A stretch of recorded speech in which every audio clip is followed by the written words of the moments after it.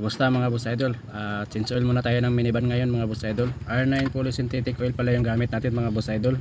I-hanger lang natin yung unit at kapangin natin dito sa bandang kanan. At ito naman yung drain plug mga boss idol, 14 na back rinse gagamitin natin. Mag-ready lang tayo ng paglalagyan ng lumang oil. 5W30 po yung viscosity na recommended dito sa minivan mga boss idol. Yan, at buksan lang natin tapos patuluin lang natin hanggang sa wala nang natira, no. So ideal lang po ito mga boss idol para sa kung paano mag-change oil ng minivan. At hindi na rin pala ako napalit ng filter mga boss idol. Sa susunod na change oil na ako magpapalit ng oil filter dito. Yan, no, so tatakpan na natin yung drain plug.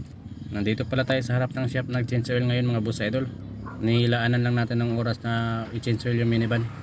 Hindi po ako mekaniko ng sasakyan pero pwede po tayo ang mag-change oil na sa unit natin. Yan, at buksan man natin yung upuan dito sa bandang kaliwa. Dahil dito po ang refilan ng bagong oil. Yan, at makikita nyo dyan, nandiyan ang takip na bilog, no. Yung itim, tanggalin lang natin yan. Yan mga boss idol, 3 liters po ilalagay natin na oil mga boss idol. Napaka basic lang po mag-change oil ng sasakyan.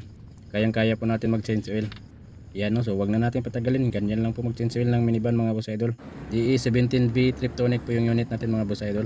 Yan, at tapos na po tayo mag-refill ng 3 litro ng oil mga boss idol. Ganyan lang po mga boss idol. Maraming salamat po sa inyong lahat.